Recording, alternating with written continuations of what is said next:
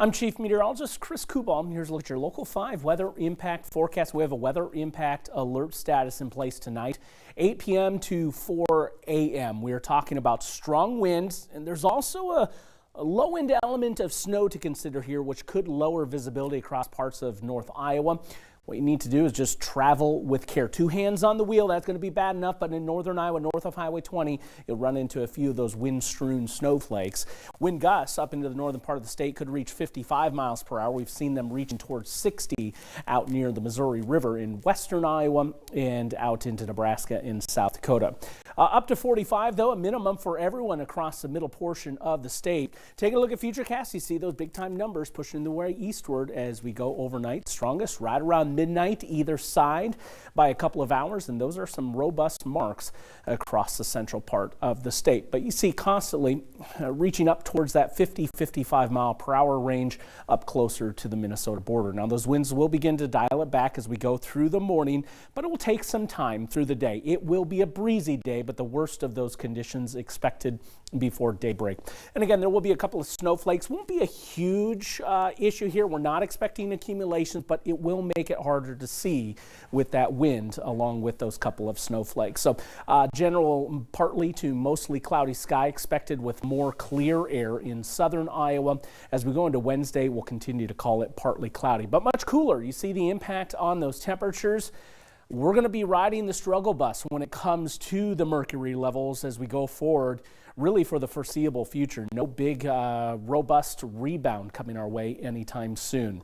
Yet another weather impact alert status. Friday night through Sunday morning, we've expanded this. A winter storm and possible heavy snow is on the way with some travel impacts as such. This one starting as an Alberta clipper, but we'll get a moisture source here from the south and kind of curve back to the north as we go into the weekend. The target zone really being emphasized, especially over central and northern Iowa here for those wintry impacts being felt. And as we go into Saturday, the system continues to progress eastward. I expect a swath of heavier snow from South Dakota through Iowa and into southern Wisconsin and northern Illinois. So here's an early look at Futurecast. Most of our Friday is going to come back on the quiet side. Well, we may see a couple of early snowflakes into the afternoon. It's mostly an after dark feature where things really get going. First initial offerings with a steady shield of snow, especially as we go through our Saturday. Light element of mix hugging the Missouri border. That's something that may eat away at some snowfall totals in southern Iowa.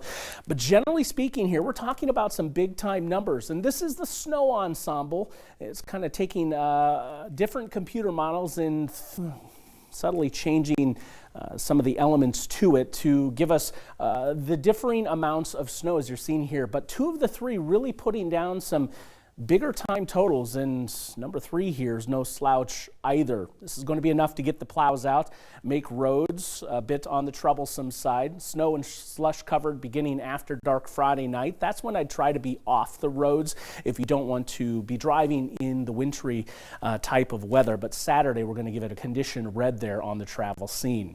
Tonight, we have gusts to 55 miles per hour from the west and north and west, leading to that weather impact alert.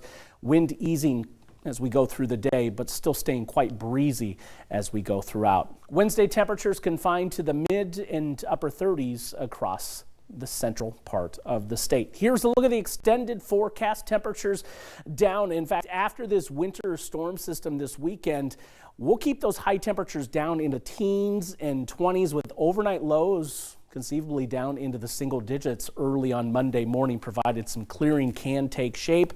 But we're keeping things at these cool levels for the time being as we go throughout next week.